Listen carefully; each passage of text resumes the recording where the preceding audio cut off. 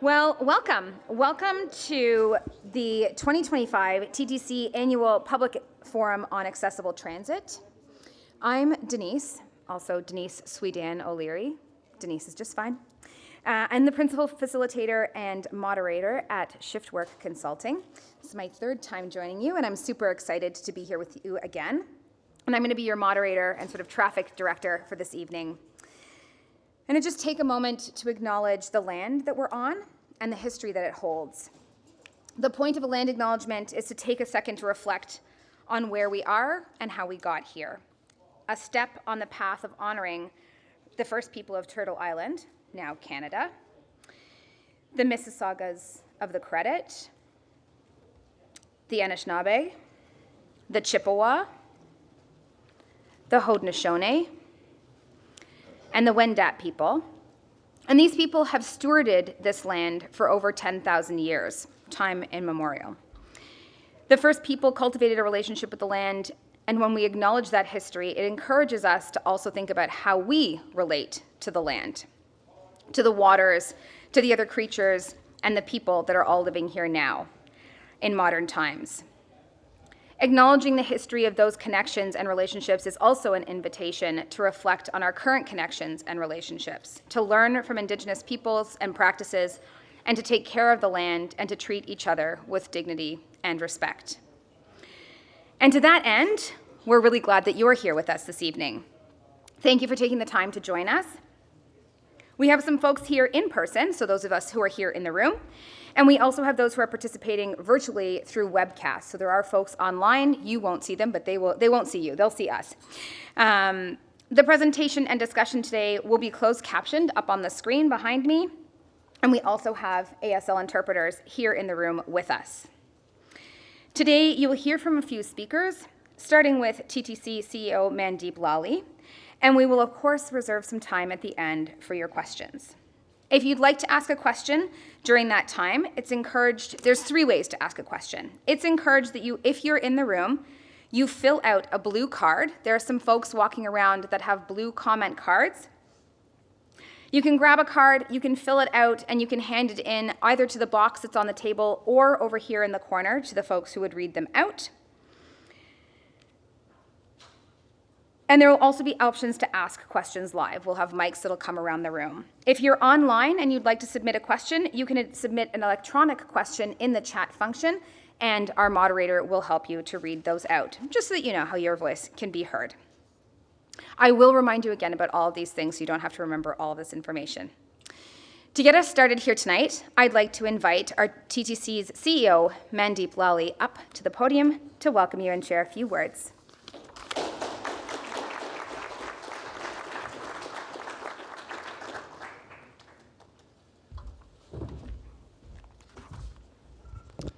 Thank you, Denise. Good evening, everyone. I'm absolutely delighted to be here at my first such event. Before I begin, I'd just like to relay Chair Myers of the TTC, unfortunately, could not be here tonight. He had something that unfortunately took his time away. I would like to start by just thanking everyone for joining us here tonight, whether you're joining in person or tuning in online. I'd also like to extend a gratitude and my deepest appreciation to the 2025 ACAT Chair, Betty Rivington-Law, and all the current and former members of the Advisory Committee on Accessible Transit. Your advice, your advocacy, and your lived experiences have helped shape the TTC's journey towards becoming a barrier-free transit system. Indeed, yes. ACAT is not just any advisory body. It's one of the TTC's strongest, most effective advocates for accessibility across Toronto. The work you do has led to real, tangible improvements, changing people's lives, changing how we deliver service.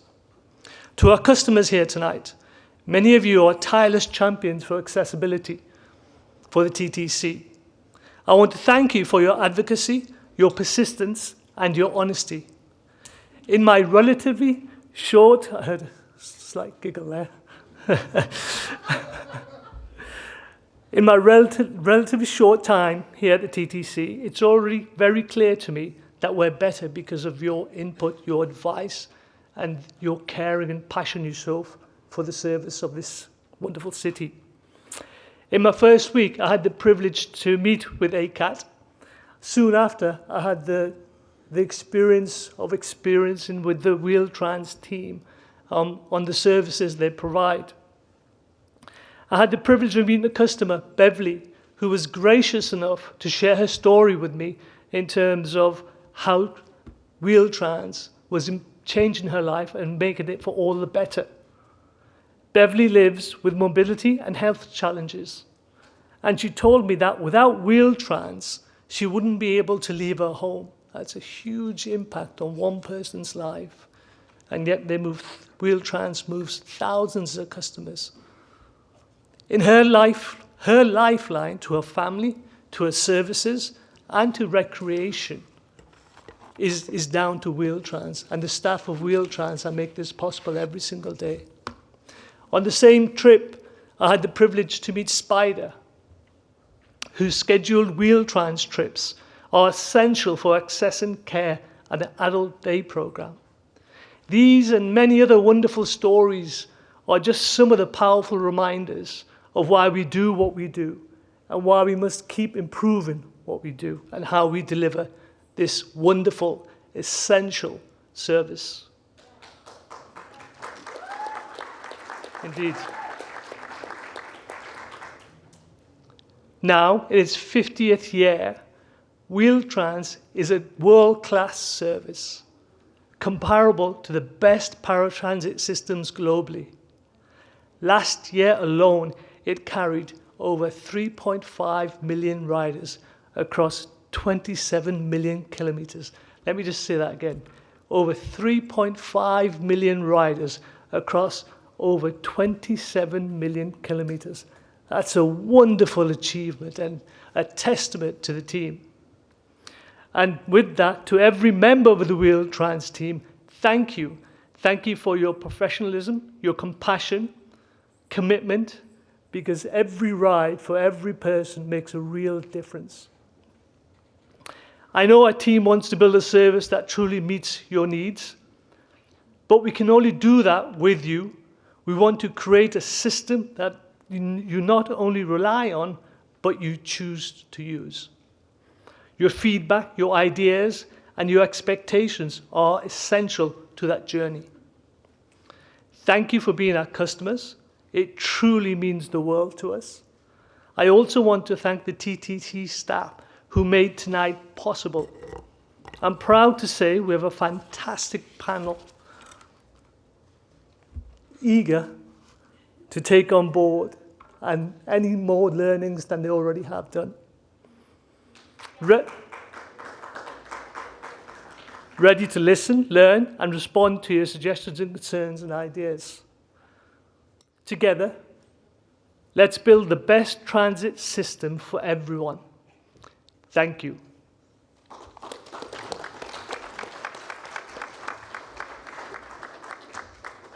Thank you so much, Mandeep. Tonight, the TTC will share updates on its ongoing work to provide barrier-free and accessible service that allows freedom of travel for all customers. Tonight is also an opportunity for you to ask questions and share your feedback and your suggestions about the TTC's conventional and specialized transit services, as well as the accessibility initiatives that the TTC has underway. This evening, we will hear from the following TTC representatives. You will definitely hear from Betty Rivington Law, the 2025 Chair of the Advisory Committee on Accessible Transit, or ACAT, as you'll probably hear it referred to. You'll hear from Jeff Short, Senior Planner of Systems Accessibility, and also Cameron Penman, Head of Wheel-Trans. Yeah, they do deserve a round of applause, all three of them, absolutely, yeah. Following these presentations, we'll try and keep the presentations short, and following these presentations, we'll have an open forum, which is your opportunity to ask your questions And for those of you who have already submitted questions ahead of time or will be asking questions in person or through the live chat function on the webcast. Just a reminder, again, that you still can fill out those blue cards. You can find the volunteers around the room, and then make sure that you submit those questions before the forum starts. I will remind you about that once again shortly. I'm now going to turn it over to Betty, again, the 2025 ACAT chair, to provide an update on ACAT's priorities. I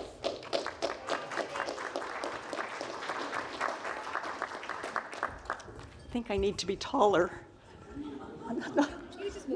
It's okay. Yeah, I think it's okay. You can hear me, right? Thank you very much, Denise. So what I'd like to talk to you first about, very briefly, I'm going to be brief, is the role of our committee, which is called ACAT. And for those of you who don't know, it's the Advisory Committee on Accessible Transit. We represent the needs and concerns of all our TTC customers with disabilities and seniors. We advise the TTC board and the TTC staff on our concerns and recommendations. It consists of 15 members and up to 4 pool members. We have 4 subcommittees. The subcommittees that we have are communications, and here I'm just going to list highlights of each of the committees for this current year. We've been working on Line 5 and Line 6, which you've heard a lot about. Our planned communications, a wayfinding strategy, support person card, and first on and last off policy communications. The design review has been working on the Yonge North Subway extension, the bus layouts, the station layouts rather, bus design innovation program overview, and the Presto machine readable transfer layout design. Our strategy and planning is accessibility and our annual network plans, transit stops planning, the 406 community bus pilot, and rapid TO Dufferin and Bathurst Street corridors. And our final committee, not the least by any means, it's just where it lands, is Wheel-Trans, which is the Presto upgrades, the stops and landmarks, vehicle heating and air conditioning policies, and the Wheel-Trans complaints summaries, which we do each month.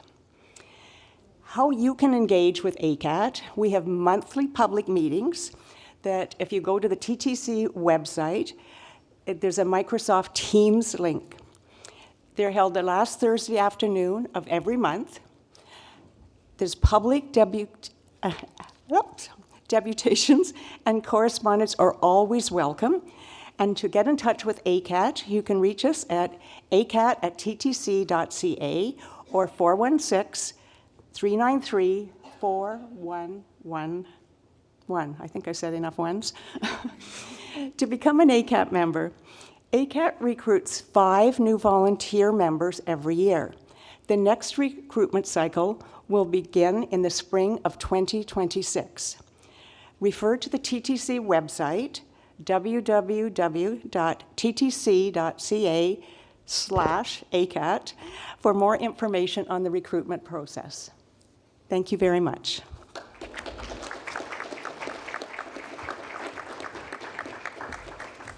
Thanks so much, Betty. And those numbers, we'll put them up on the screen later. And now I'm going to invite Jeff Short, Senior Planner of Systems Access, who will share the TTC accessibility update with you.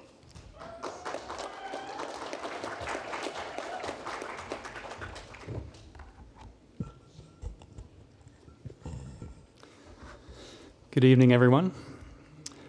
I'm going to start by highlighting several key accessibility improvements for the TTC's conventional or fixed route transit service, transit network, that are either underway or that have been completed over the past year.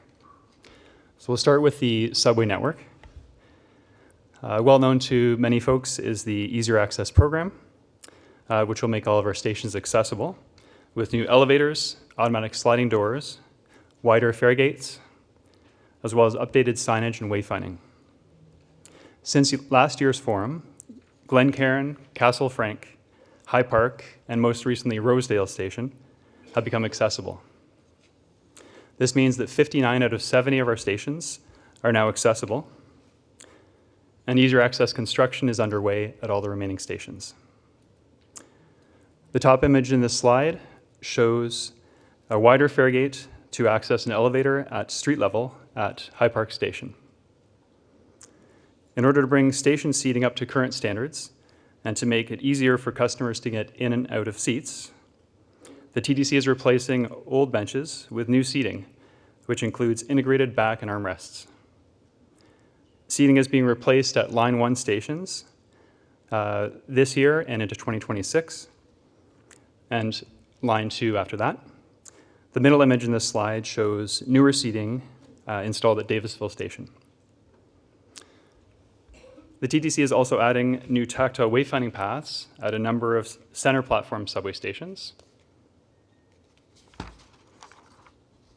These tactile paths meet the most current CSA standards. CSA is the Canadian Standards Association. The two most recent installations have been completed at Lawrence and Warden stations. They will be soon. The bottom image in this slide shows the new tactile wayfinding path on the Lawrence Station platform. Moving next to bus accessibility. The TTC continues to make bus stops accessible across the network. There are currently plans to upgrade more than 750 additional bus stops to meet modern accessibility standards by the end of 2028, subject to available funding. The top image in this slide shows a bus stop at Judson Street and Magnificent Road in Etobicoke before and after accessibility improvements. This one was just completed fairly, I think, back in September. The TTC, Amalgamated TransUnion, and Centennial College are partnering on the Bus Design Innovation Program to look at the bus of the future and how bus design can meet the needs of all customers. Consultations have now begun with ACAT and will continue into 2026. The TTC and Metrolinx are continuing to work on improving access to fare media through a growing third-party network and installing Presto fare vending machines, or FVMs for short, at major intersections in neighborhood improvement areas. One of the FVMs was recently installed with plans for 3 more installations later in the fall of 2025. Next, we'll move on to the streetcar network.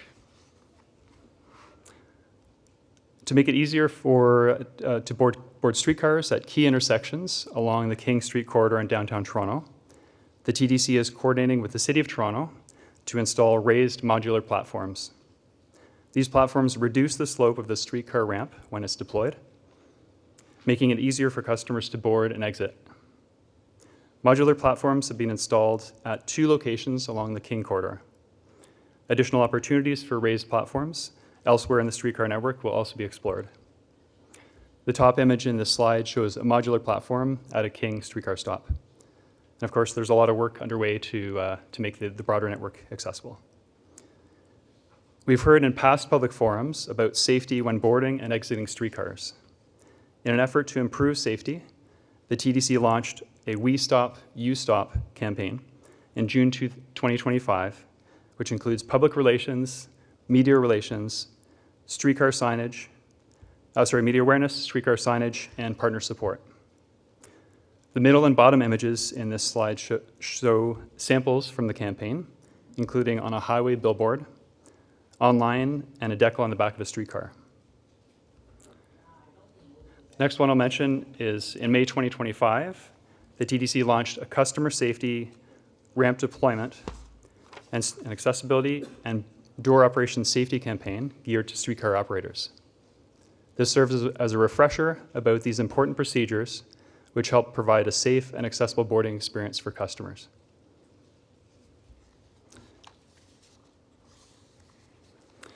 And the last section of my part of the presentation will be about the broader customer experience. The TTC board approved a new wayfinding strategy just earlier this month at its meeting. The aim of the strategy is to redefine how customers navigate the TTC by transforming wayfinding from a static signage approach into a dynamic, multisensory, and integrated experience. The top left image in the slide shows the cover of the wayfinding strategy. The TTC is also launching a pilot program later this fall at Bloor-Yonge, Dundas, and Union stations, which will help equip CSAs, or customer service agents, with digital tablets to better assist customers in stations. The top right image in the slide shows staff assisting customers at a station. And lastly, we've also heard at past public forums and through ACAT about safety concerns customers have when traveling in the TTC network.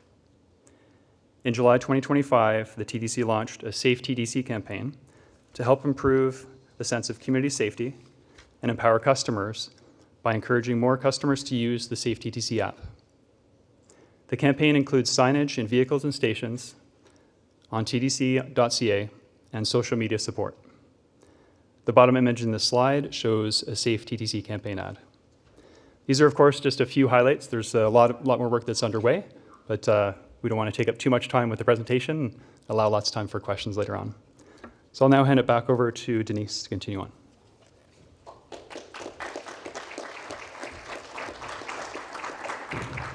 Thanks so much, Jeff, and also thanks for respecting time. We definitely want to get to your questions here in the room. I'm going to now turn it over to Cameron Penman, Head of Wheel-Trans, who will share the Wheel-Trans 10-year strategy update with you.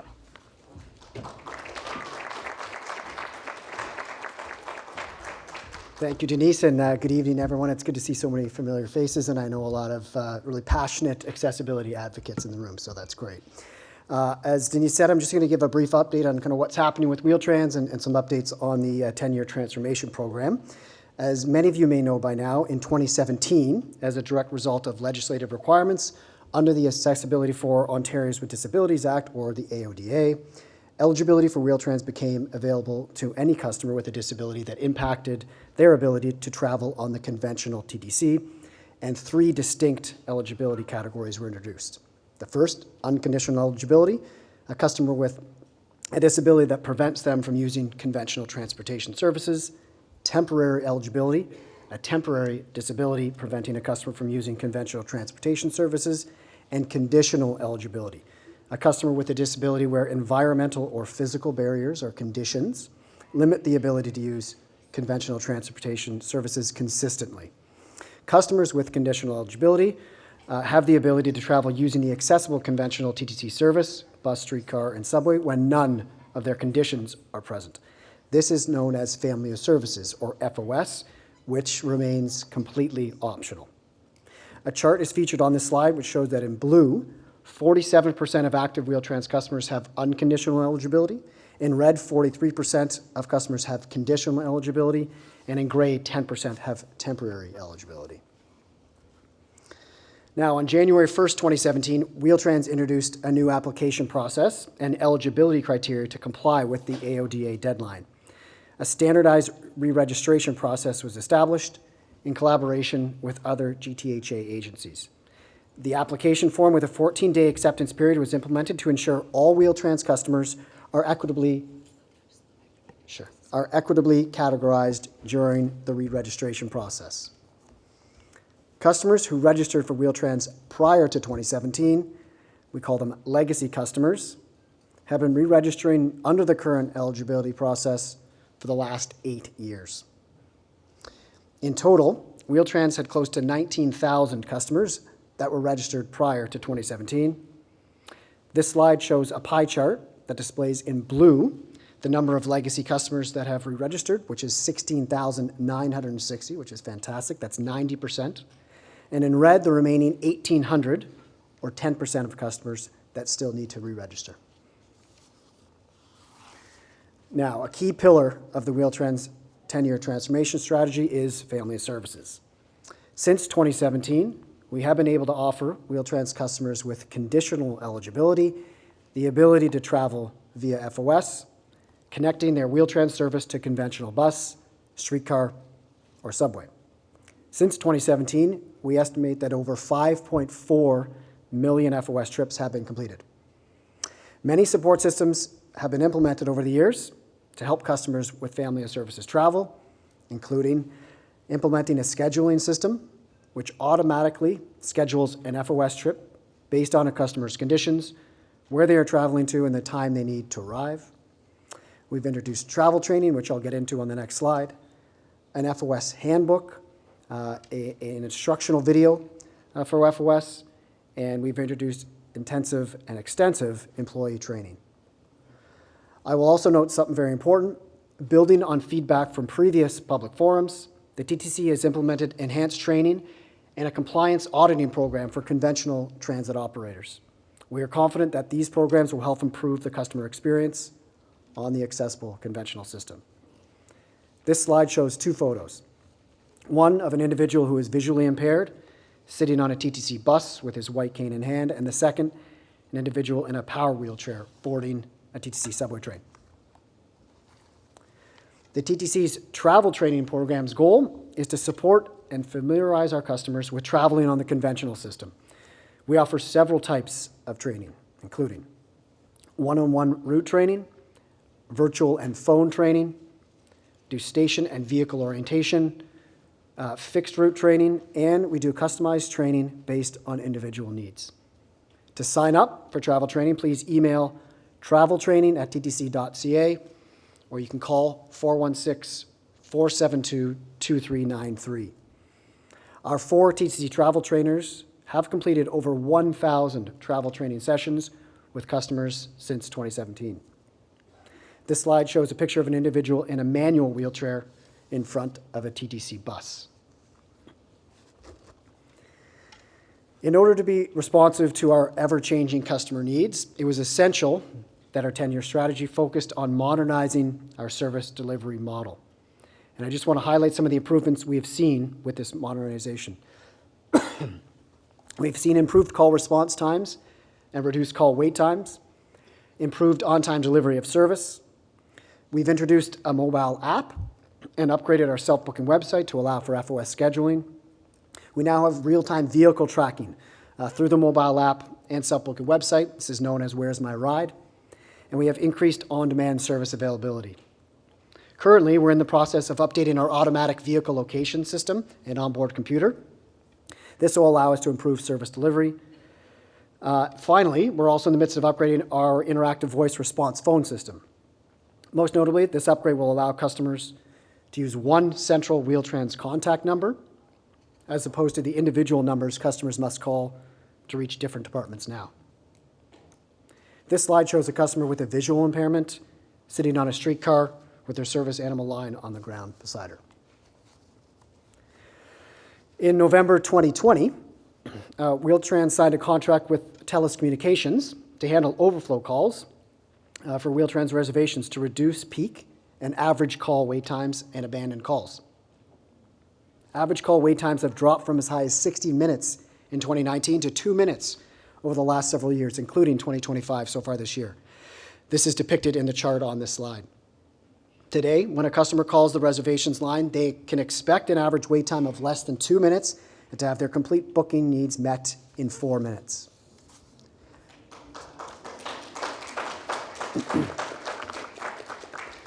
And the final update I want to provide tonight is regarding our zero emissions fleet strategy. Wheel-Trans will be introducing 5 battery electric buses to our fleet in 2026 as a pilot. In addition, by the end of next year, we will also be introducing smaller electric vehicles, most likely electric sedans, to our fleet. We expect to pilot up to 10 of these vehicles to use with our service. This slide shows a photo of one of the TTC's new battery electric buses. And I just want to leave you with one final point tonight, and that is that the AODA is the floor. Okay, the AODA is the minimum. The AODA is not the ceiling. So we can and will do more to provide equity and world-class accessible service at Wheel-Trans and at the TTC as a whole. That concludes my update. Thank you.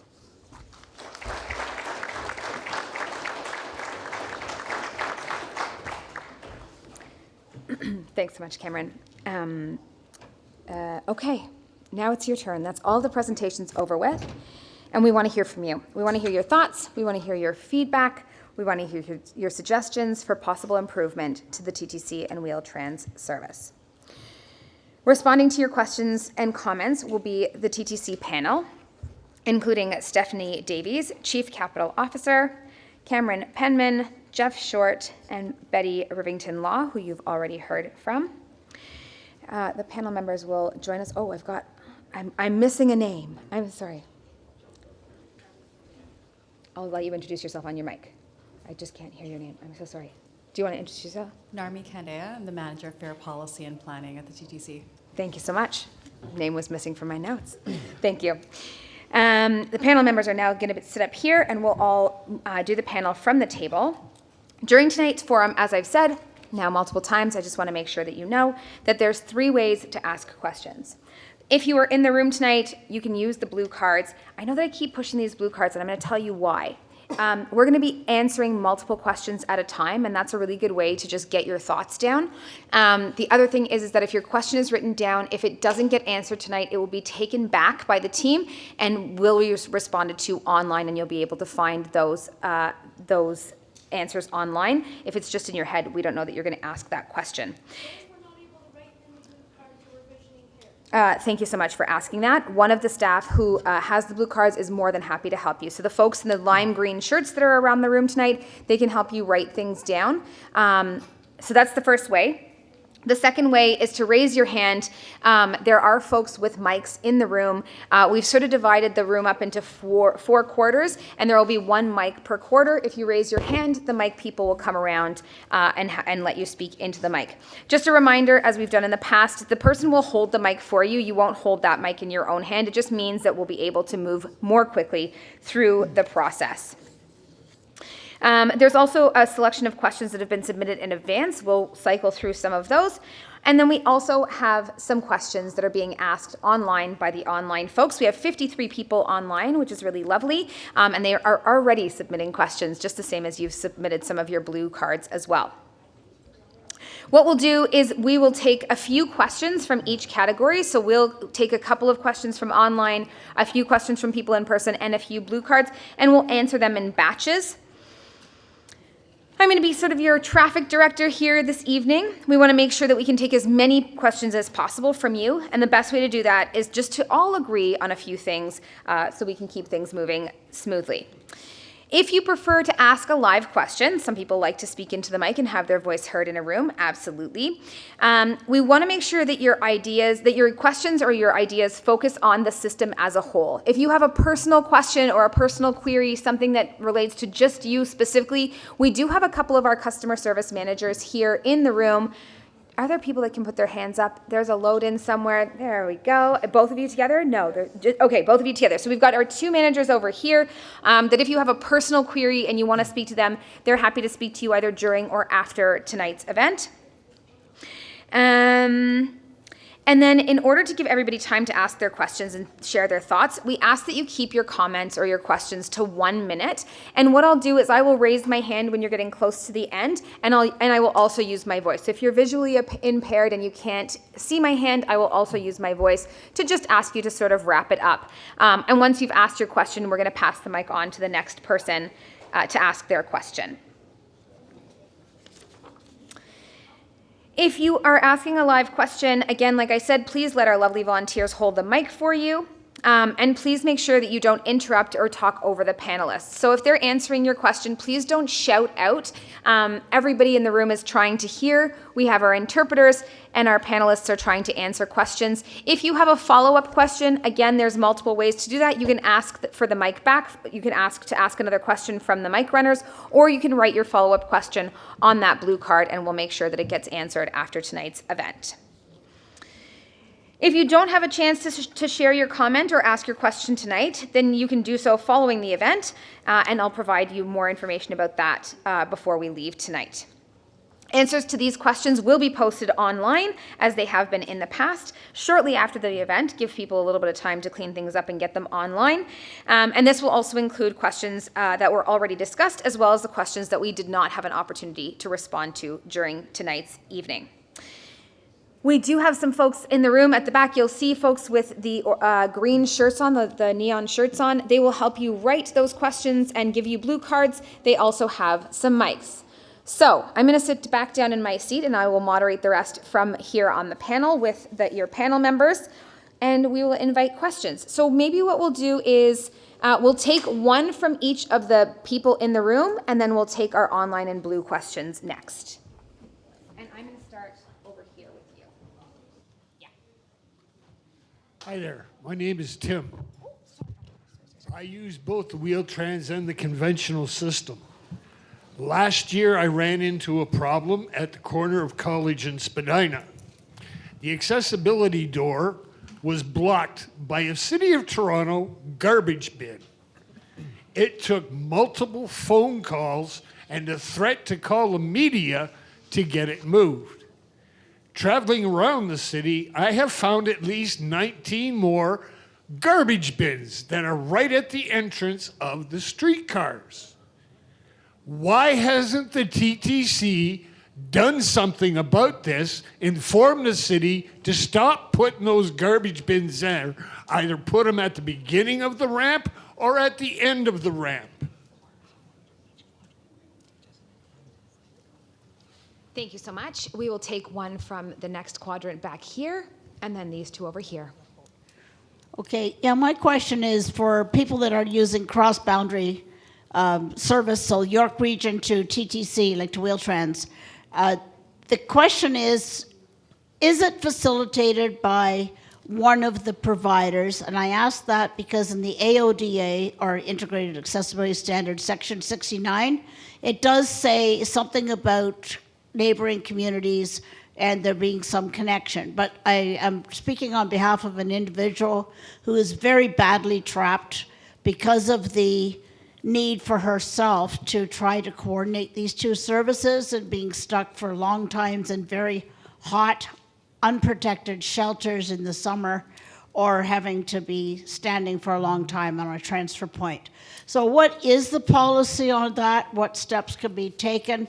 And to go with that, she's registered on both services. I know with Wheel-Trans, she's conditional. I don't know what her other service is, but that's just the question. Thank you. Thank you so much. And then we'll take one from our, we've got two over here, so one from you and then one from her over there. Yep.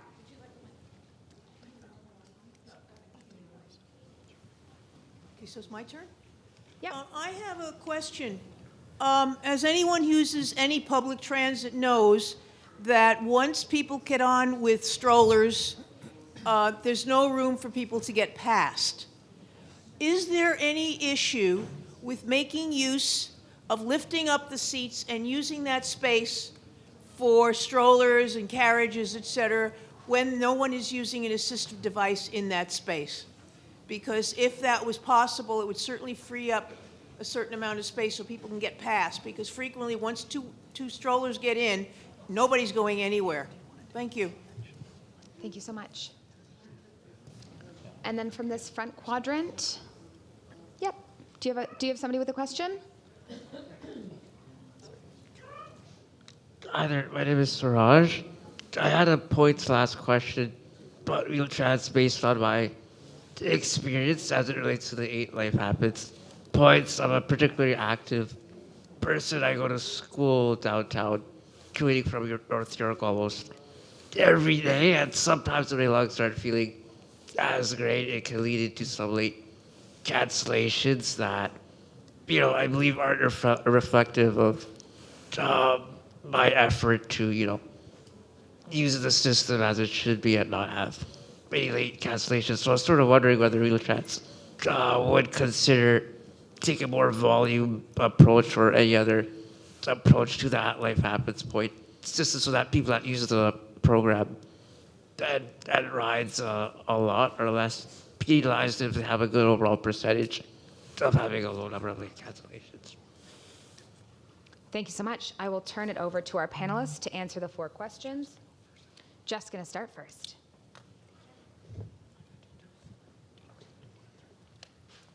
So I'll start off with the comment about garbage bins placed close to the access points to streetcar stops, if I understood that correctly. So yeah, there's Where the accessibility doors open, garbage bins are sitting in front of them. Yep. And I have counted at least 19 stops where this has occurred.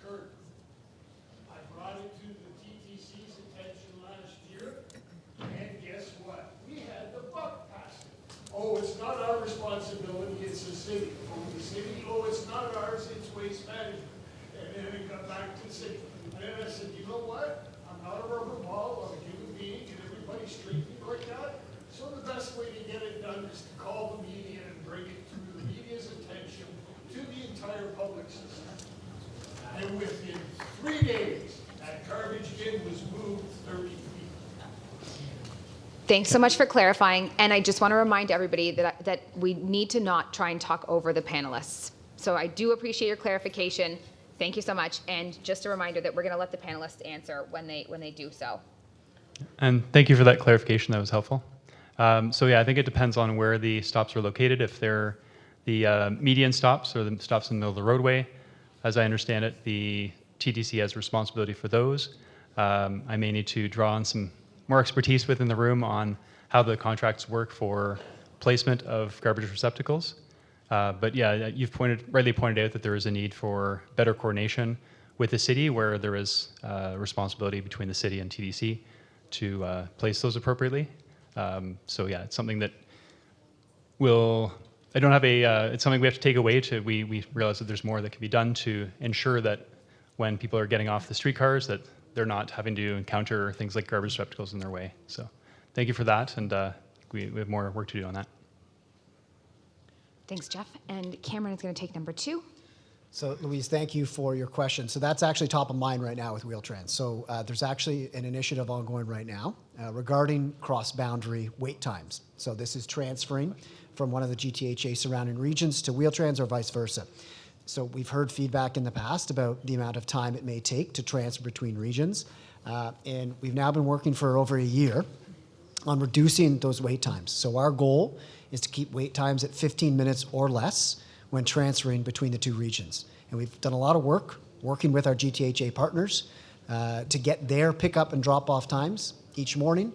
And our dispatchers work with those times to then make changes to customers' trips in order to reduce the amount of transfer time there once we know the travel times with the associating GTHA partners. So there's more work to do. And some customers have told us they actually don't want their transfer times changed. They like to maybe go shopping, take some time. So by all means, if you're someone in this room that is a cross-boundary customer and don't want your transfer time changed, just let customer service know, absolutely. But I just want to let you know there is a lot that's ongoing right now with that. And to your question about eligibility, it transfers to each of the surrounding regions. So if you're a conditional customer and you have eligibility in York, that transfers over, and we just apply the same eligibility and give you that registration number for Wheel-Trans and vice versa. So it is universal. Thanks so much, Cameron. And then our next question is for Jeff. Yeah, so that was about the strollers on vehicles, and that we know that there is a competing demands for those accessible seating areas on vehicles.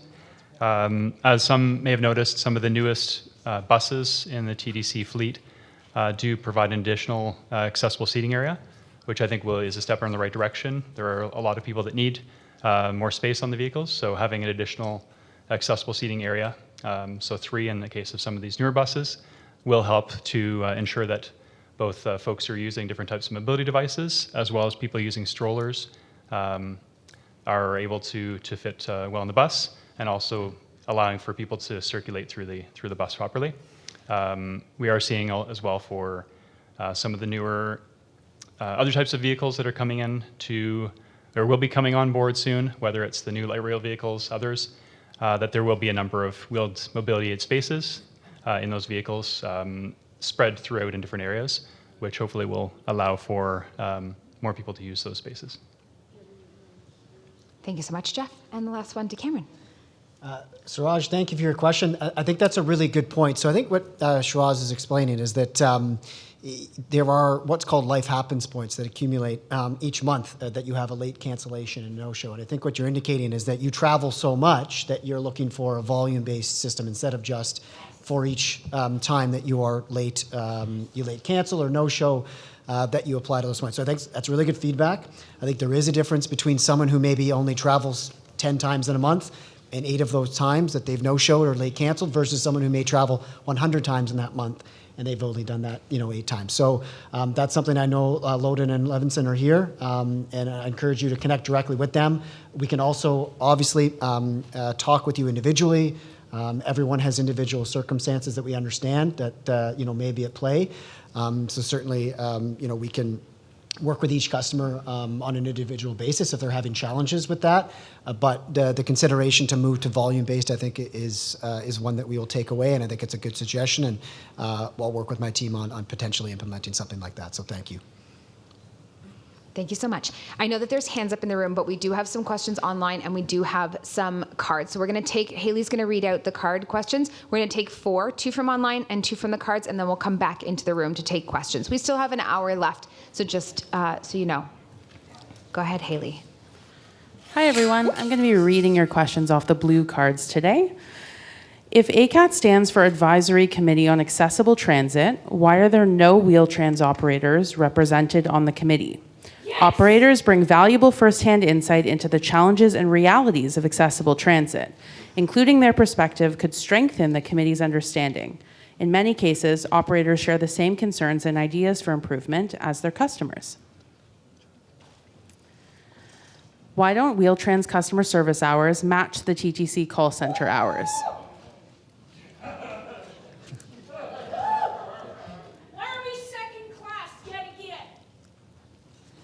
Are there plans to make the app more accessible? There are problems when you try to add a device for a passenger. Voice over the screen reader for iPhone and Apple products do not allow you to add a device for a passenger. This needs to be fixed. Also, the website tends to time out if you aren't fast enough at entering information. This also needs to be looked at. It is also not possible to add a pickup or drop-off instruction in the app. What are you doing to improve the inconsistent, unprofessional, and poor quality of drivers and routes for Wheel-Trans patrons? This includes driving skills, customer service skills, assistance, and efficient but flexible routes to get patrons safely to and from their destinations. The experience has been horrible and trauma-inducing. The number for the supervisors is so full that there's no opportunity for feedback. Thank you so much, Haley. Okay, I'll take all 4 of those. So first, the Wheel-Trans operators on ACAT. So one thing that is important to us is that the Advisory Committee on Accessible Transit does not have TTC employees on it. It's important to have a non-biased voice. We think that is very important. But I will say, Wheel-Trans operators' voices are heard. Okay, so we work with our operators on a daily basis to get feedback. We have something called a green sheet that operators are able to submit and give us feedback on certain things that happen on the system, things that happen with customers around their daily travel. So we absolutely do use the same feedback that we would get in advice from ACAT, from our Wheel-Trans operators. But at this time, we think it's important to have the advisory committee made up of citizens and non-Wheel-Trans or TTC employees. The second one about the customer service hours at Wheel-Trans not matching conventional customer service. We understand this. We've heard this feedback, and we are working to try to find the budget in order to implement this. We understand the equity issue involved with it, and I can promise you that it is something that is very high on my priority list at Wheel-Trans, in my teams, at Wheel-Trans, and it's something we are advocating for. So I hope to get back to you all with good news on that front soon. But just trust me and know that it is very high on our priority list. Issues with the app, that's really good feedback. I know we'll have that verbatim response. I missed a couple of the points in there, but I know our program manager that's responsible for this, Ross Visconti, he's in the room here, he's heard that. We'll take that back and we'll look at some of the issues that were mentioned there. And just lastly, in terms of the routes and driving skills, I can assure you that our drivers go through extensive training. It's over a month long in terms of training, and it's familiarity with the city, it's driving skills. It also has to do a lot with, helping out, customers with accessibility needs and all that kind of stuff. So However, we understand there may be certain issues that come up and certain operators. We do encourage you to provide feedback to us. If there's something specific that you'd like to address tonight, Loden, who can put his hand up here, our manager of customer service would be happy to hear some of that feedback. But of course, if there's anything else that happens on your ride throughout the year, we do encourage you to call customer service and report that. And our team takes every single complaint very seriously, and we follow up directly with those operators to ensure compliance going forward. So, thank you. That's not just Wheel-Trans. Emily. Emily, we have to wait. Sorry. It's okay. Thank you so much. I appreciate that. All right, we're going to go back to in-person questions. We've got Emily here, and then we've got one at the back. And then on this side, just maybe see if you can find a person to ask a question so that you're ready. Okay, Emily at the front, and then yourself.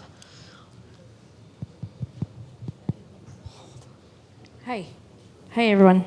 I'm going to try and make this very succinct. Number one, and I'm sorry for bursting out a couple of times. Thank you. Number one, customer service hours. Stop treating us like second class. Enough said on that one. Number two, the driver issues. I know Cameron will take care of it on the Wheel-Trans side, but where are the people here from the conventional side? Because you guys encourage us to use conventional transit constantly, and I can't use Wheel-Trans to get to work on time because Wheel-Trans screws me over constantly, whether it be life points, or they're late, or they're early, or I'm sitting there for 45 minutes before the place where I work even opens. Being picked up at 3 o'clock in the morning for a 6 a.m. drop-off really sucks. Another thing is the conventional side operations. Where are the people coming to hold them accountable? We have the manager of Wheel-Trans, but what about the conventional side? And as usual, Jamel Myers is nowhere to be found. One other thing I want to say, and that's this. Emily, this will be your last point, okay? Yep. The last thing for me is ACAT meetings. Window Teams is so antique, and it's not nearly as accessible as Zoom for those of us with screen readers. And why are you still holding those meetings in a building that is not even properly AODA compliant? The room is too small, and it makes those of us with breathing issues sick. Metro Hall, City Hall, recreation centers. If you need privacy for ACAT meetings, use Zoom with a link and an email list. Simple as that. Let's get into the year 2025. Thanks, Emily. AODA is this year. Why are we still second class? Thank you. Thanks, Emily. We've got one question at the back, and then I've got this one, and then over here. Okay, yep. Hi, my name is Franco Sinelli. I've been waiting here since 3:30, so after 4 hours, I get 1 minute. Okay, I'm going to try to be quick. You don't know who I am, but you are going to know very soon. A few months ago, I contacted the largest developer of condominiums in the country. I talked to the girl, and I said, I'm disabled. I live in an apartment building. I use a mobility scooter. If there's a fire, I'm screwed. But I think I have a solution. Are you willing to listen to it? And shock of shocks, she said yes. I met with their heads of innovation. They gave me 2 hours. I showed them a plan on how they can make a game changer of our idea, make it so that all buildings can be built so that anybody in a wheelchair, with a mobility scooter, with any kind of device, or any woman with a stroller can get out of the building safely. That's going to be coming. Now, on comments. Number one, the Wheel-Trans buses, shocks and springs. We feel every bumps, especially when we go over the streetcar tracks. Number two, the regular bus that you're building. Put the wheels in the front of the bus, at the very top of the front of the bus. That way, when we get inside, we don't have to navigate between those wheel wells. We get easier on, easier off. That's number two. And I had a third one. What was it? I can't remember now. Okay, but oh yeah, third one. Instead of hiring TELUS to answer the phone, you know what? Why don't you hire some of us? Some of us can answer the phone, and we can become PMSers. What's a PMSer? A productive member of society. Out of 20,000 people with disabilities, I'm sure you can find a couple of dozen who could do that. Thank you so much for your comments. Appreciate that. We've got one at the back, and then I've got one over here. Hello there. Just a couple of questions. Number one, TTC streetcars look like trains, but they shouldn't make the TTC streetcar horn sound different than a regular car horn. Maybe a unique truck horn, something more distinctive, would be more effective. They just sound confusing because they sound like regular car horns. Number two, also with TTC Presto paper tickets, those thin white paper cards, they should be included in the Ontario One Fare program. So we know TTC day passes can only be loaded on a paper TTC paper Presto ticket, not on a plastic or digital Presto card. Yeah, because I mean, as long as they tap on the TTC, including day pass, one ride, two ride tickets, they should have the 2-hour transit go from one transit system to another, except GO Transit. Like other municipal transits like My Way, Mississauga Transit, Brampton Transit, Oakville Transit, etc., any municipal transit system. And also number three, I would like the TTC to look into eliminating cash fares across all modes. No direct cash fares anywhere where change cannot be given. No cash on the bus, no cash on streetcar, no direct cash fares at the subway turnstiles. It should be only Presto card, paper Presto ticket, debit, credit card only, and that is it. Thank you. Thank you so much. And then we have one over here. Yep. I have an ongoing issue, and it's about the wheel-trans and the dialysis patients. I am speaking for myself at St. Michael's Hospital. When they come in, they call from the door, Tom Jones. Some of them turn around to go back out. These are patients coming off a machine for 4 hours. Sometimes you're very unsteady. Sometimes you don't feel well. It's not that you need for an ambulance or something. All you need is a driver to just escort you. They don't have to hold you. Just escort you to your vehicle and escort you out of the vehicle so you can get to your door. The problem is we are all sitting at the back and they call from the front. I had to complain already, call a blind man. The driver walked back out and the man is trying to navigate with the cane to get to the door. It doesn't make sense. What you come to pick him up for in the first place? Then they call you from way in the front or you're the back. We have people with dementia. We have people hard of hearing. We have people with speech problems. There is everything. I sit there at night and I advocate until my ride comes to me to go. It's very hard. Come to the back, call the name. Somebody might say, check that person. You look for the ID, and then you just accompany them to go out. You feel like you're a pig and you're waiting to go to the slaughterhouse. It's really, really, really doesn't feel good. It's not a good experience. Sometimes you say to the driver, he comes too early. You gotta go, you gotta go. Please, just give me a couple of minutes. I just come downstairs. I feel dizzy. I'm gonna put a no-show. You want me to leave you? Or sometimes when you talk to them, and you answer them back, you want me to call TTC for you? So I had to say, I'm finishing now. I don't care who the hell you call about me. My rights are my rights, okay? And if I'm not feeling so good, I have to let you know. The treatment we get is not good. It is really not good. Thank you. Thank you so much. There's lots of questions in there, so I will just let whoever's, Cameron's going to go first and answer as many as he can, and then I think there's a few more down the line. Okay, so I'll answer, the first ones from Emily, Franco, and then I will handle the last one, and then I think Narmi could maybe talk about the Presto and the fare stuff. So the first is the customer service hours. Yes, Emily, we hear you. Thank you for that feedback, and we're working on it. The conventional operators there are conventional managers here, and that's great that they've heard that feedback. And they're not on the panel, as you're indicating tonight, yes, but they are here and they hear that feedback. And trust me that I work directly with the head of bus on a lot of things going on. And I think I maybe mentioned to you earlier tonight, we're doing a lot of work with auditing of the conventional system right now. And it's really shining a light on some of the issues out there that I know that we've heard. From some of you out there. And so what that has done is it's really allowed us to put, a finer focus, a really sharp focus on some of the issues that are out there. We've got an enhanced, customer service training program that Robert Smith is rolling out, the head of bus as well. So We hear you on that. We're working on it. We're auditing operators out there. We're going to get better, I promise you on that. I think you mentioned about the meetings at head office not being an accessible building, an accessible room. Thank you. That's good feedback. You mentioned the issues online with Teams, but we'll take that feedback away and potentially look at some other ways to meet so that everyone can attend. Yeah, and whatever's happening in that building. So thank you. Franco, so the shocks and springs, we have heard that in the past, and it's something we're working on. I think I mentioned earlier tonight, we've got 2 new vehicles coming. So we've got these battery electric buses. Our first one we're going to get in the new year. We really hope the technology involved with those makes the ride smoother, but we're going to pilot those vehicles. So ACAT members are going to ride those. We're going to experience what the ride is like. If it's not good enough, we're going to trust that ACAT is going to tell us that, and we're going to hold those suppliers accountable and make sure that we get vehicles that are comfortable, that have the proper shocks and springs, so you're not being jerked around so much.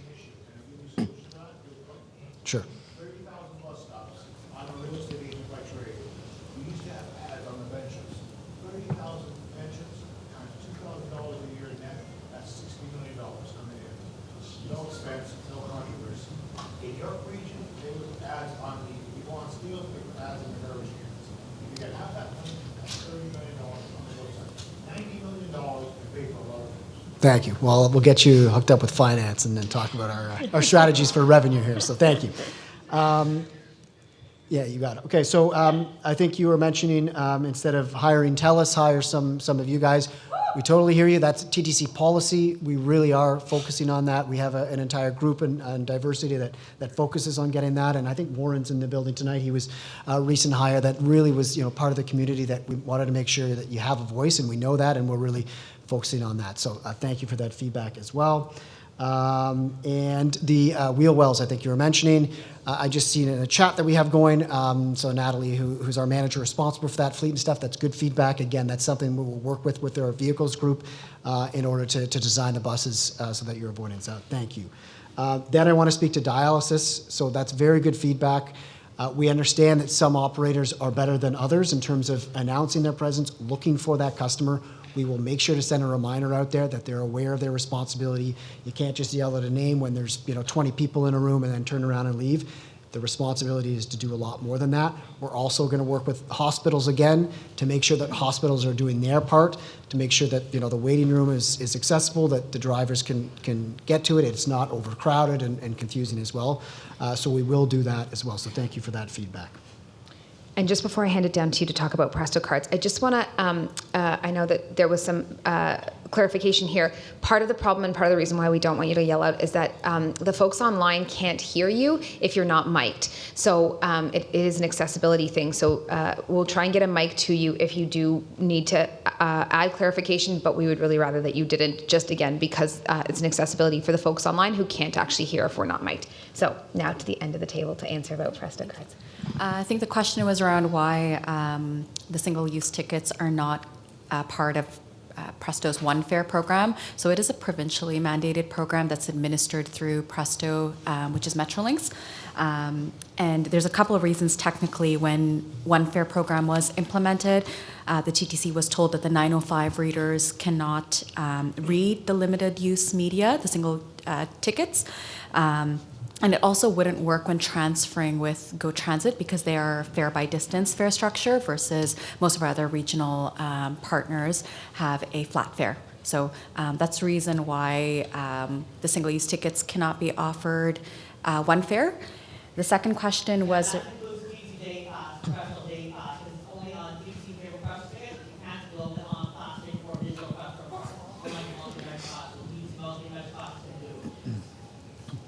Okay. The second question was around cash fares and eliminating cash fares across our system. So thank you for your feedback. I think given that we ensure that our fare policies are accessible and inclusive, if there is any cash fare elimination, we'll have a lot of public consultations. Currently, we offer cash fares across our system. And if you're an adult paying cash at our subway systems, we do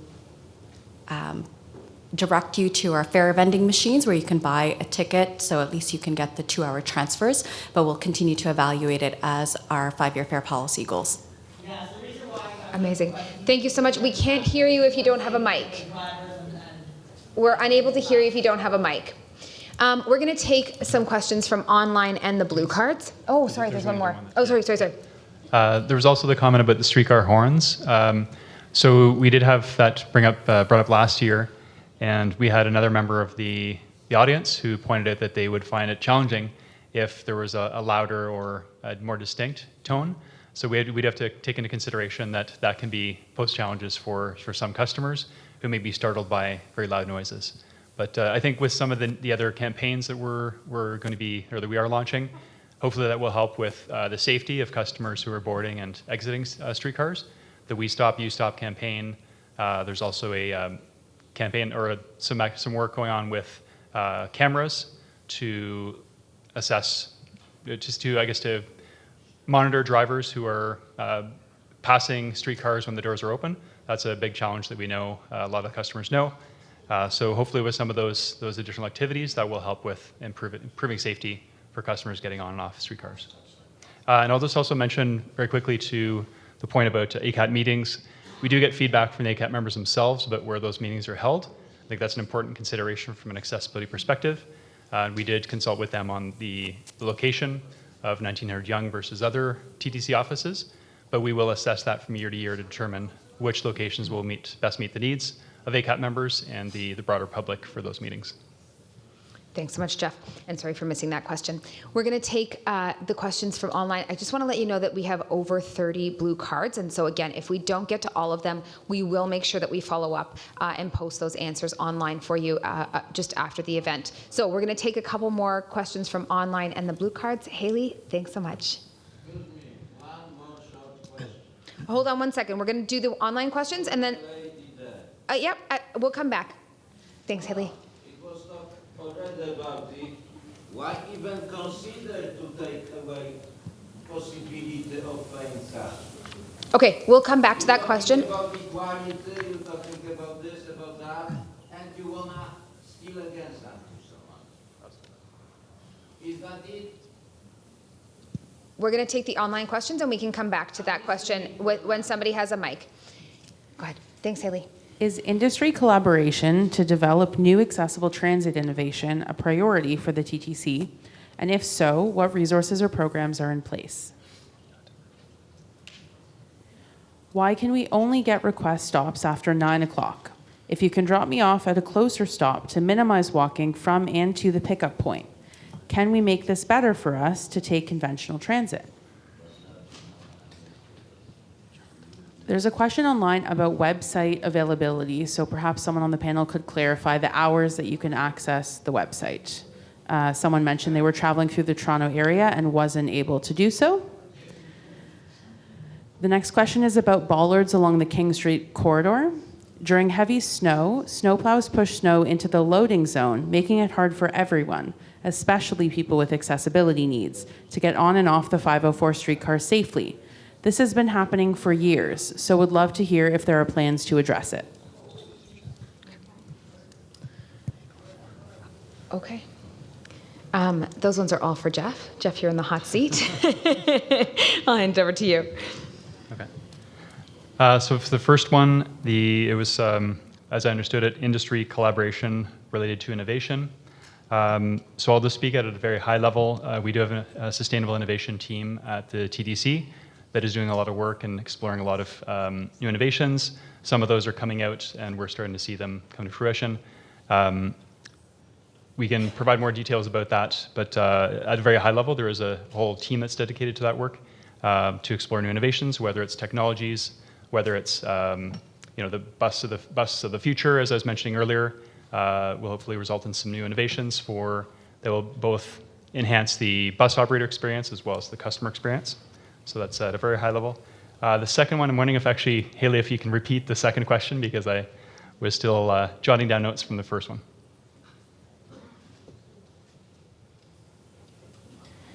Why can we only get request stop after 9 o'clock? If you can drop me off at a closer stop to minimize walking from and to the pickup point, can we make this better for us to take conventional transit? Okay. So that one I may have to lean on some bus transportation folks in the room. I'm not sure who might want to take that. But do we have Elizabeth Hoare or one of the other bus transportation managers who might be able to take that one? We also can punt that one to online. We can circle back on that one. If we don't have any bus folks in the room, we can circle back on that one and answer it online because it is written down. That's a nice way to make sure that you get that answer. We just might not be able to answer it right now in the room. And then there's another one about I think there's bollards and just challenges with if there's snow accumulation on streetcar platforms. So that is certainly, I think a lot of customers know that is a challenge, especially if there's a large accumulation of snow. So there is work underway with the city. The city is leading that work in close coordination with the TTC to look at how we can better, provide more prompt snow removal, more effective snow removal. It's very important to have that coordination between the TTC and the city because there are areas where the city is responsible for snow clearance, areas where the TTC is responsible. So that's an ongoing initiative, ongoing effort to improve that coordination and make sure there's better and more prompt snow clearance at our streetcar stops. Thank you so much, Jeff. Okay, we've got some folks with mics in the room. We've got a couple of questions. I just want to make sure that the gentleman who had, I got you, but we need you to speak into a mic. So if one of our mics, we'll take 5 questions, including this gentleman. If one of our mics can come to him first, and then we'll take the other 4. And just a reminder to keep them to 1 minute. Why you hold that for me? Whatever. So the question was, why even consider if we be able or we be not able to pay by cash, if cash is such thing which you're supposed to be able to pay with. It is like taking this from us as our right and then offer us in certain narrower space as a privilege. I mean, something what is our right, you make it as a privilege. Thanks. Thanks you so much for that question. We'll go to the other 4, so we'll ask them all, and then we can respond to them all. Yeah. Hi, my name is Ella, and I would like to discuss about the customer service, and I'm assuming that the priority line is part of customer service. And I can tell you from my own personal experience this summer and this fall, I have waited up to 35 minutes to get through with when my bus doesn't show up on time. So I have sometimes, my bus has been a half hour late, I call in and I have to wait another half hour just to find out where the bus is, what's going on. And this is not just a one-time event. This has happened numerous times where I've had to wait sometimes an hour and a half to get through because the bus broke down or whatever. And I think that's really shameful. And I've also had a situation where I was waiting, and again, through the priority line, the bus was over 2 hours late because he was caught in an accident, and nobody would send me home on another vehicle that was heading in the direction I was going. And when I called customer service to discuss this, and I even sent an email about it, and I was told, oh, we're doing the best we can and you have to expect delays. Now, that really dehumanized me when I heard that because I felt like I was getting pat on the head. There, it's okay, 2 hours is okay. And I said to them, I peed myself because the bathrooms weren't working. For 2 hours I waited for that bus to show up. And nobody did anything about it. And that to me is unacceptable. Thank you. Thanks for that comment. I've got one up here and I've got one back there. Good evening, everyone. My name is Giuseppe Carnevale. I'm not going to go to many of the problems because already been said enough. Anyway, one point is tonight. This meeting was supposed to be started at 5:30. It's 6:30, so that goes to everything that how bad is the system. Anyway, my first thing is, I hope that there is a politician around in this whole year because of the funding. We I don't want to be racist or whatever. We have so many immigrants coming here. Government gives homes, benefits, pay, and we taxpayer, what do we get? That's what the problem is. So instead of giving all this to them, give us something to us too. You know? We pay taxes too. That's what my point is. So to have more funds onto this service. Thank you. Thank you so much. It's a great service. I use the service every day, not just for me, but for others. I do volunteering 3 days a week on a senior home. So and I need this service. Thank you. Thank you so much. We've got one question at the back, and then I've got you here at the front. Yep. Hello. As a Wheel-Trans operator, I'm here because I care, just like my managers do, and you matter to us. We face the same challenges as you do every day, the traffic, the roads, the vehicles. Yeah, we deal with the same thing that you do, and we feel your pain. But that aside, this is more towards management. I was wondering if, you know how we have dedicated bus lanes that are painted red? I'm wondering if we cannot implement having our Wheel-Trans bus stops, that space painted red too, so that people cannot park there and we can get to our customers. I mean, it's bad enough that a place like this, I showed up here today and I thought, oh my God, I would hate to have to drop somebody off here today because we've got the bike lane and there really isn't even an elevated ramp to let anybody out there. But if we could have those stops painted red as just a small deterrent, perhaps somebody might see it and think, oh, there's a Wheel-Trans stop there. I shouldn't park here. That's just a suggestion. I can't, yeah, that's just one of many, but doable, maybe. Thank you so much. And we've got the last one in the front here. Hi, thanks. First of all, I just wanted to say thank you so much for having this forum and having, taking the time to answer our questions and be around for us. I have lived and traveled in many places around the world and in the United States, and I've never had this kind of service for someone who has a disability, so thank you. I want to just say there's 3 small things. One is that TTC transfer hubs are not safe. In fact, last night, I was attacked almost by a homeless man who was living, I think, in the hub at Yonge and Steeles.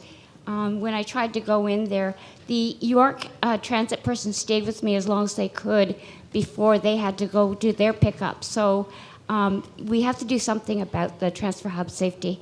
The second thing I want to talk about is the cultural education and perhaps some better kind of training for people who are third party for your Wheel-Trans service, which means the cabs like Co-op, Beck, and so forth, because some of them are not polite.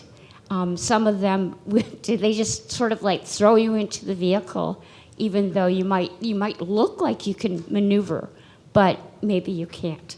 And so there is an issue with those third-party contractors. And the last thing I just wanted to say was the TTC operators, the regular ones, they should be aware about and be sensitive of how they address people, because they say, oh, you should Google and plan out your trip. Well, not everybody has a smartphone. Not everybody has access to the internet. And the other thing is, when you get there, you may have chosen a stop that has an elevator or an escalator, and they may have broken down. So those are my 3 points. Thank you. Thank you so much. Okay, Narmi's the first. Okay, Narmi, you are the first one there to answer. So to clarify, we're not actively currently reviewing elimination of cash fares across our system. I wanted to express feedback and thank you for the last person who gave that feedback, and we will. Thanks so much. Thank you so much. We will consider it as part of our future fare policy goals. So that's the first point. The second point is around elimination versus change of point of sale. So the example I gave in subways for adults is, instead of paying their cash fare in the fare box at the fare line, you can purchase a Presto ticket at the fare vending machines, which gives you more benefits when riding our systems, like 2-hour transfers. Thank you so much. Yeah, and then I can handle the rest of them. So I think the first one was Ella. So Ella, we apologize. We do understand that there's been, especially over the past few months, heightened wait times on the priority line. So we're working to address it with increased staff and kind of looking at the priority line and kind of the issues. We seem to have spikes during the day where we have issues, or when there are issues in the system, our wait time spikes. Generally, we've had a pretty good average wait time, but not every hour is the same. So you may go through several hours where it is quite low and then it'll spike. And so that's what we're looking to deal with. We apologize for that. And I hope we can report back much better next year on that, but it is a priority of ours. So thank you for the feedback, and I'm sorry that you've had to wait so long. The Giuseppe, I think you're indicating the 5:30 start. We had an hour for a marketplace where we had people interacting, kind of seeing some of the different displays here and having the ability to do that. So typically we start at 6:30 just for future forums. The first hour is a marketplace, and then we get into the presentations and the question and answer. But I'm sorry that wasn't made clear to you. Second, thank you for the feedback that Wheel-Trans is a great service, and we really do want to make sure that we use that taxpayer money for good, and to give it back to provide the best service possible. So that is a priority of ours, and thank you for the feedback. I think from our Wheel-Trans operator, I think I saw Eric Chu somewhere in this room.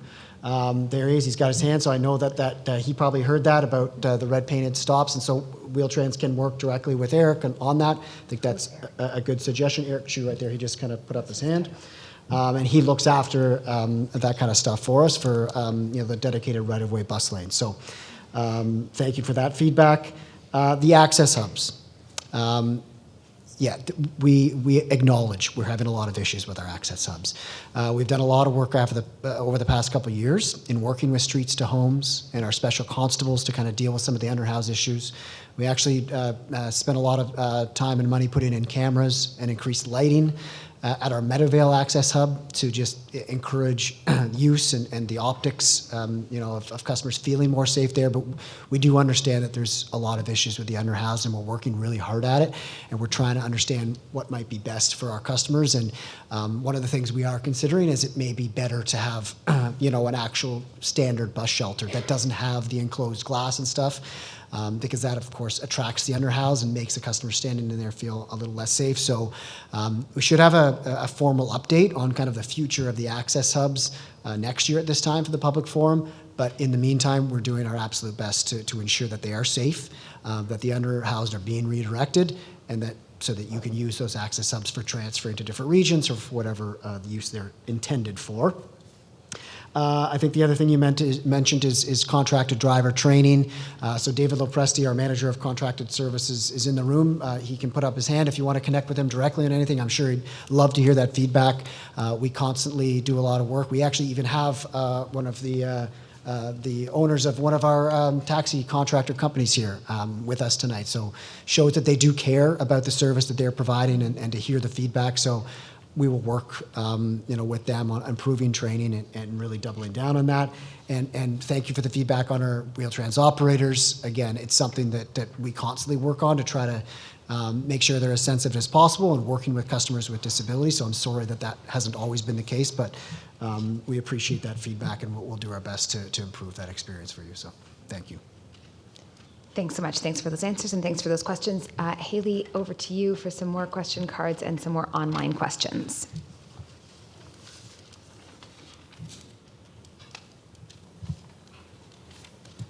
Thank you.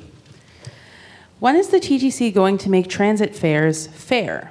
I need the TTC to travel short distances, like 2.3 kilometers to volunteer or 3.1 kilometers to meet a friend. I am not 65 or a student, and I have mobility issues. It's not fair that you can travel in from Vaughan to work for $3.30, and it costs me the same for distances under 5 or 10 kilometers. There was a question online about a replay, so maybe I'll just address that for anybody who's interested in watching this back. This will be available on the TTC's YouTube channel after the forum. There will also be an email with a link to a survey about the accessibility forum, and we'll make sure to include the link there as well. Also some questions around where to find the answers to your questions if they haven't been asked, or if perhaps they have. And I think the response is the same, that we'll make sure that those go up on the website and are accessible to you online. Happy to answer any further questions to that effect. And one more question online. Are there plans for a more responsive, shorter notice TTC Wheel-Trans ride? Currently, the soonest a customer can book is 4 hours in advance. Haley, just because you answered 2 of those questions so wonderfully and concisely, can we ask 2 more of the blue card questions as well? Because I know you have a stack there. We sure can. Thanks so much. Okay. There's a question specifically about the 171 Mount Dennis. Can you please speak to changes to this route and commit to reviewing the impact to accessibility and the community? And the next question is, how can a totally blind person use family of services? How can we be expected to find the family of services stops? There's no way for a blind person to know where the actual family of services stops are. Thanks so much for those. I think the first question is down to you, Naomi. So the question was around when will TTC fares be fair? So our fare structure was evaluated through our 5-year fare policy a few years ago. We did extensive public consultation, talked to customers, upwards of 3,400 people. Some of the conclusions of that was your feedback that fare by distance wasn't a priority for our customers right now. And our conclusion of our 5-year fare policy goals is ensuring that we implement dynamic fare pricing and products of our fare policies. One of the considerations for the question around fares is the TTC, in partnership with the City of Toronto, does offer Fare Pass, and if you are eligible through the income criteria, you can apply online, and they offer discounted fares for people that are part of the Fare Pass program. Thank you so much. Okay, yeah, and I can handle the next 3. So the first was if there are plans for less than 4 hours notice to book a Wheel-Trans ride. I'll just preface this answer with saying that the 4 hours notice is industry leading. So there are a lot of other organizations out there that don't even offer same day. So it is a big improvement that we brought in. And to kind of this lady's earlier point, Wheel-Trans is industry leading in a lot of aspects. That's one of the things we really take pride in, that we do offer up to 4 hours in advance. However, we can improve on that, and in terms of looking for more on demand, that's something that we will take away. And as technology increases, and there's the ability for dynamic scheduling through the software that we implement, that's certainly something that we will look at, providing on-demand service. So that's a takeaway for us. The 171 Mount Dennis route, I think that's something for service planning that we may have to take away. I don't think anyone on this panel can properly answer that one, but we will ensure that we respond and send out an answer on that one. The last one was about a legally blind person utilizing FOS. So that is what we have travel training for, and our travel trainers can work with that individual to navigate a certain route.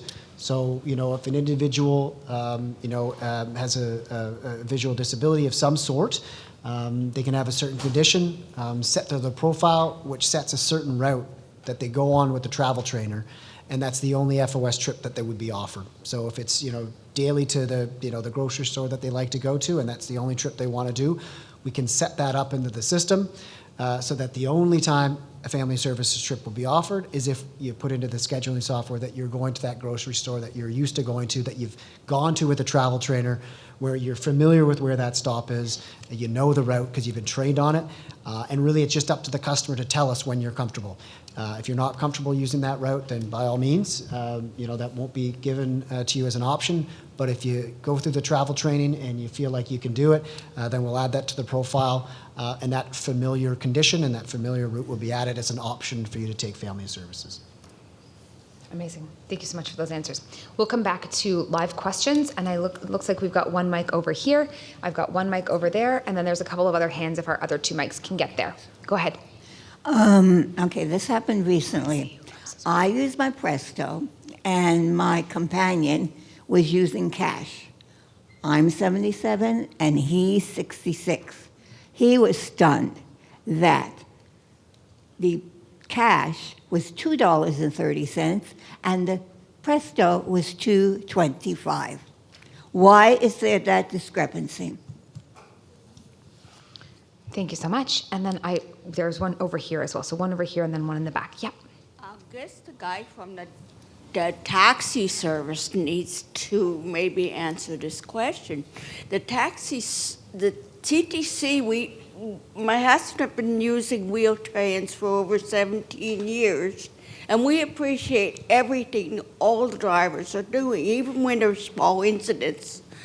But the TTC contracts these taxi drivers who most of them have a tendency to stay on a phone the entire trip, be late for your trip and never even apologize to you, like why they're, a little bit late.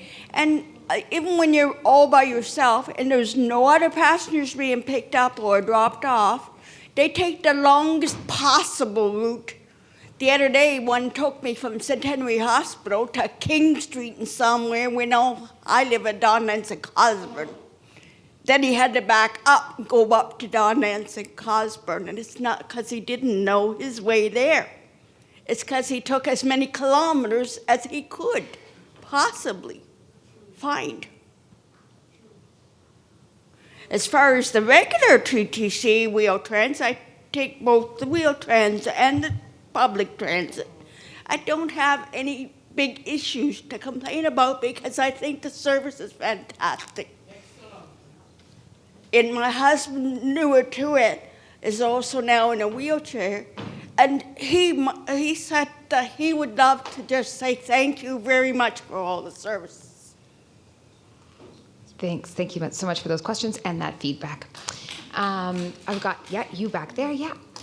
Yeah, actually, there was a driver mentioned a little bit about the bike lanes already, but I want to really add to that because what I find is this is turning into a very dangerous situation, especially where they've put in bike lanes with cement barriers to protect the people on bikes. Many of the barriers that are created prevent the ramps from being put out. If the ramp can be put out, sometimes you have to wheel down the road, not the safety of a bike lane, to get to a curb cut to get back on the sidewalk. And the other issue I've seen is drivers, some of them are afraid to stop and block a bike lane by putting the ramp out, if there isn't a barrier to that. But there is a bylaw in the city of Toronto that actually allows Wheel-Trans and emergency services to pull right over to the curb. And it defies logic that there isn't more pushback to the city and the designers of the bike lanes to create safety for everybody by maybe allowing the Wheel-Trans to go to the curb and then the bikes can still go down the other side. There has to be a sharing of the road. I just putting this out as a statement, supporting what the driver said, but I say it's very serious. There needs to be something to protect also the drivers, like a copy of that bylaw that they can put on the back of their accessibility parking pass that they have in the bus. Then if anyone gives the driver a hard time, they have the bylaw and people can at least know. They may not listen, but it is something that might be helpful to protect the drivers. Thank you. Thank you so much. We've got one more up here. Yeah. Thank you. It's a long question, but it's one question. Sorry, my phone's off. Sorry about that. Okay, so I have a question, and it's kind of a big question, but I guess you can all answer that.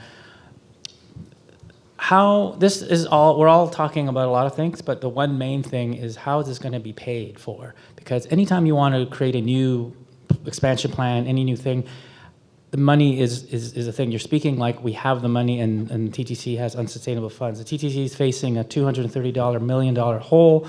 It's relying on property taxes this year to boost to cover their costs. Costs keep going up, and ridership doesn't keep up with the cost. We have 2 million less riders this year. Operating costs climb 6%. Frozen fares, which we have, children don't pay under 12, contribute to this, the financial strain. My question is, how will you be able to pay for all these initiatives, ideas, long time past and current overdue accessibility, safety, and security issues on the TTC, billion-dollar expansion plans? What will you have to cut this year in order to make a lot of these changes? And because if you don't, you have to rely on an unsustainable model of federal, provincial, and city government funding and handouts. Other than that, you have to raise property taxes once again this year to pay for this. So this is a financial question. How will the TTC pay for this? Because you won't be able to have everything that you want. Thank you. Thank you so much. All right. I think, Narmi, you're the first one again. So the question was around senior fares and two seniors paid fares, and there was a dividend between a cash fare and Presto. So first I wanted to iterate, I think you mentioned you're traveling with a support person. So we do have a support person card, and if there is a person that's traveling the system that requires support, you can apply for the card, and therefore your companion can ride when you need support for free. So that's the first part. The second is we do encourage the use of Presto, and that's why there is an incentive of 5 cents for seniors of $2.25 on a Presto card versus a cash fare of $2.30. This does allow for customers to benefit from Presto perks like 2-hour transfers, as well as benefits and access to the One Fare program when transferring to our neighboring agencies. Okay, so I can attempt the next two, and I'll attempt the last one, but I don't know if Stephanie, you might want to add, from a capital funding perspective, or even Josh is in the back could maybe speak up and get a mic, but I'll definitely handle the two Wheel-Trans ones first. So more feedback about contracted taxi service, and that they're not apologizing. We're sorry for that. We really are working hard with our taxi contractors on providing the same level of service as Wheel-Trans operators, and that's good feedback that we will take away, that's not always consistent. The routes, they're given a certain route by our scheduling software. I can promise you that they're not paid extra if they deviate from that.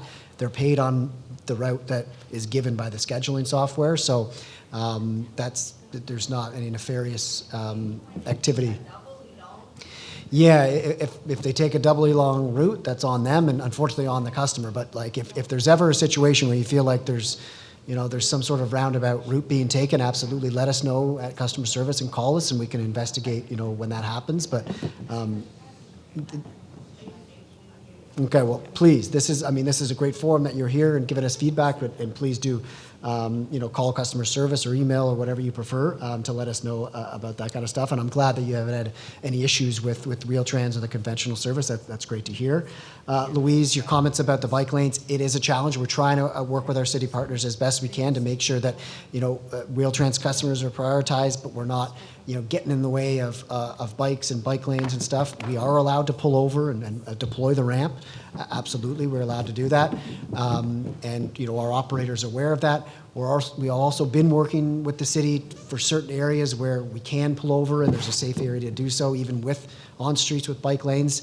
But again, Eric Chu is in attendance. I'm sure he's heard this feedback, and we'll continue to work, with his group and with our city partners to make sure it's as smooth as possible for Wheel-Trans customers navigating that. In terms of the funding, I'll just say a minor piece for Wheel-Trans. We are trying our absolute best to find efficiencies in the way we operate. So, yes, to your point, it is unsustainable. We have rising costs, rising ridership demand for Wheel-Trans, and we rely on taxpayer dollars to fund that. But we are doing our absolute best with technology increases, with innovation, with different ways to become as efficient as possible, and then reinvesting those efficiencies back into the service so we can provide a better service to our customers. But that's just kind of the Wheel-Trans perspective. I don't know if you want to comment on the capital side, or if Josh, you want to. Josh wants to go first. Hi there. Hi there, Josh Cole. I'm the Chief Strategy and Customers Officer at the TTC. A really excellent question, and I think probably metaphorically the $1 million question, and really bang on. So to Cameron's point, with the resources and dollars we have that we collect through tax dollars or through your fares, we will continue to use those as efficiently as we can to improve customer service, to be more innovative. But at the end of the day, our funding formula and the funding we have is not sustainable. And so what makes sessions like this so important and the ACAT committee so important, and all these conversations, is that we've got to continue to reinforce that the services we've talked about tonight are not nice to haves. They are essential parts of delivering a modern transit system in a city like Toronto. And so we appreciate you being here to lend your voices to that. And as we approach the city budget process and the TTC budget process, I think it continues to be important that we need to make sure that the voices of people who use our conventional system and who use Wheel-Trans are heard, to make sure that we get the funding we need for this year, but long term, that we address the funding sustainability of transit in the city. So an ongoing conversation, difficult decisions, and certainly our commitment is to use every dollar we have now to improve the service you receive, but we need a transformed funding agreement from our federal, city, and provincial partners if we're able to deliver on these commitments. Thanks so much, Josh. When you see my face, you vote for me, I'll fund you. The comment from the crowd was, when you see my face, vote for me, I will fund you. Okay, I think, does anybody else have any comments on funding? Maybe I think Josh said it very, very well. I'll just say we at TTC would continue to advocate as well with your feedback and with the kind of information that you're giving us tonight to put forward really, really compelling business cases to our funders so that we can secure better funding and continue to keep our existing system at the right level of capacity, but also build for the future as well, so that we're meeting everyone's needs. So you do have all of our commitments, and as Josh says, these forums are helpful to get that feedback and continue to strengthen our business cases to our funders as well. Thanks so much. We've got about 15 minutes left, and so there are still tons of card questions and some ones from online. But I think what we'll do is we'll take another round of 4 questions from the audience, because the ones that are already written down we can take away and respond to later. And so if those folks with mics are still in the room, we'll take 4 more and see what our timing is like. I do want to give the panelists a couple of minutes each to wrap up, and I've got a few more instructions for you. So we'll take 4 more and see what we're doing in terms of time. Hi, it's Tim again. Okay, on the conventional streetcars, before I go there, everybody knows what a school bus is. When a school bus stops and they open the door, a great big stop sign pops out, stop, with 2 little flashing red lights. On the rears of the streetcars, you have a big white light that says, do not pass. You already have the electricity there for a stop sign that instead pops out, and the drivers that are on the road see that and hit their brakes and stop, and not cruise halfway through the streetcar before they realize that people are stepping out in front of them. Like, I like your little white lights, but to be blunt, they're useless. Any given night, I have at least 16 to 20 beep, beep, beep from the Queen streetcars that I listen to because of people driving by. Thank you so much. Do we have another question from the crowd? Yep, go ahead. Yep. Yeah, I'd just like to address the anti-immigrant sentiment I heard. I have some immigrants that are friends of mine, and they got jobs and they're paying taxes. And my father was an immigrant, and he paid taxes all life. And also, Canada, by definition, is a salad bowl made up of everybody's contribution to it. Thank you so much. Is there a mic that can come down here for us? Thank you so much.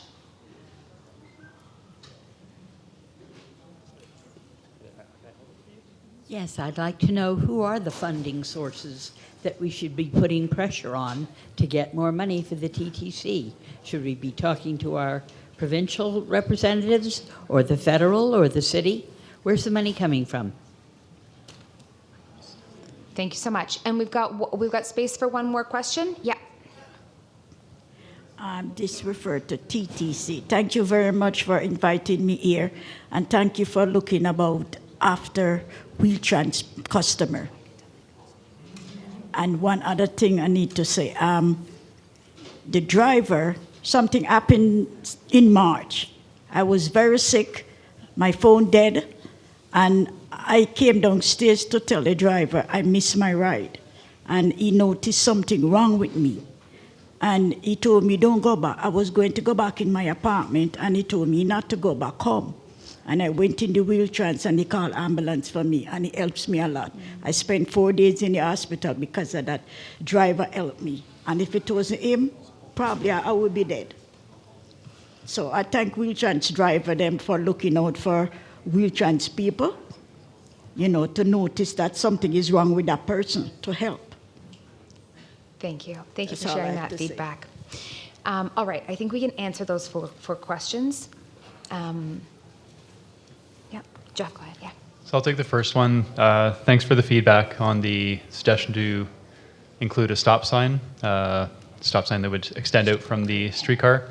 So we can take that back to our vehicle engineering folks to explore that further. So thanks for that feedback.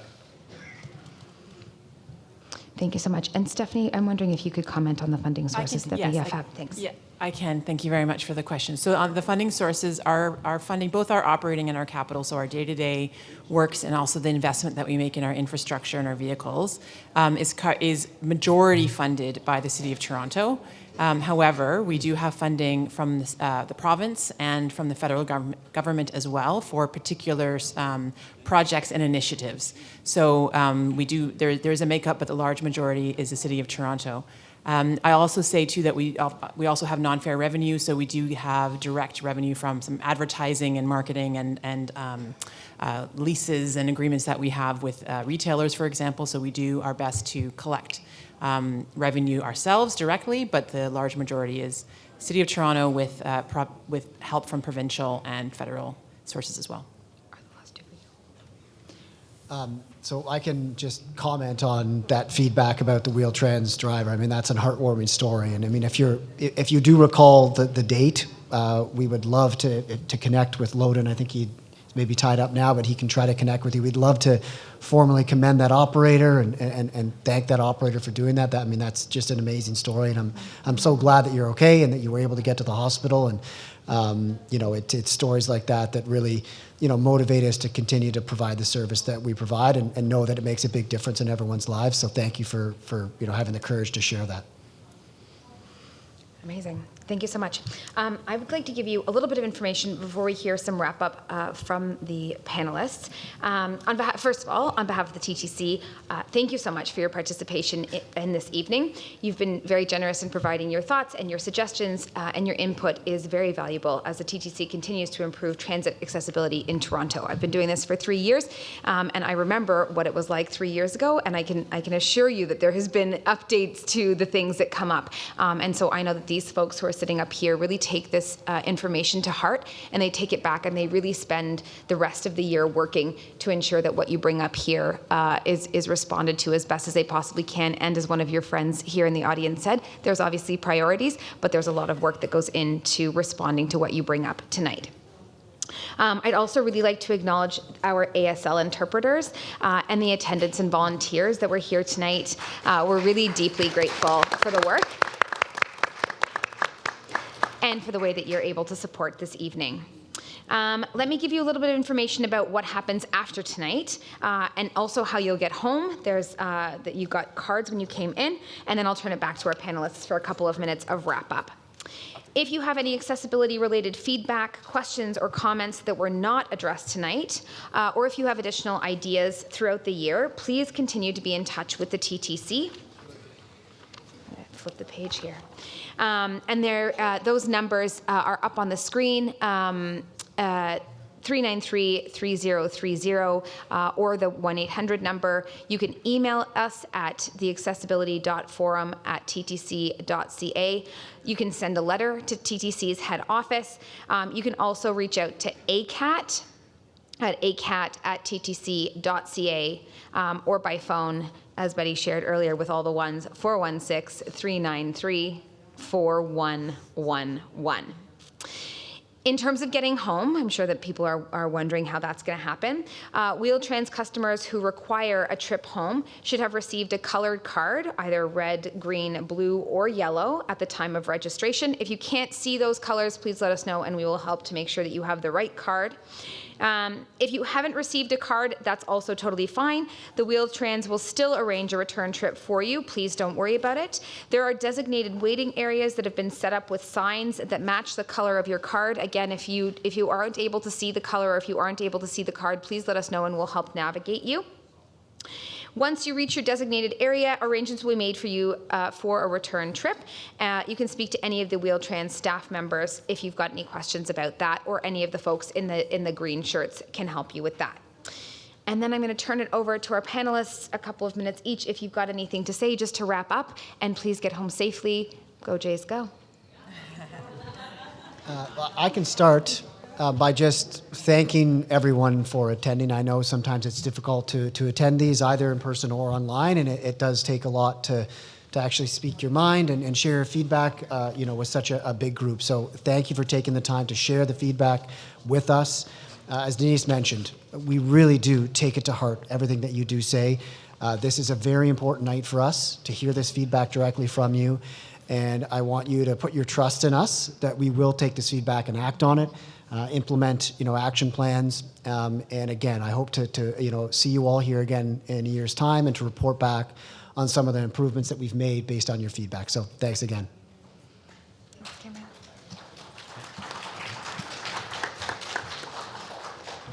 Don't have too much else to add to that, but just to also thank you all for attending, both here in person and joining virtually. Your feedback really is very important to us. We do try to call out when there's feedback that was provided in previous years and how we're acting on those. So please do continue to provide your questions and comments, both through these forums and throughout the year, by email, calling in to us, provide your feedback. It's really important, and we want to make sure that we can continue to improve our service. Thank you. Thanks, Jeff.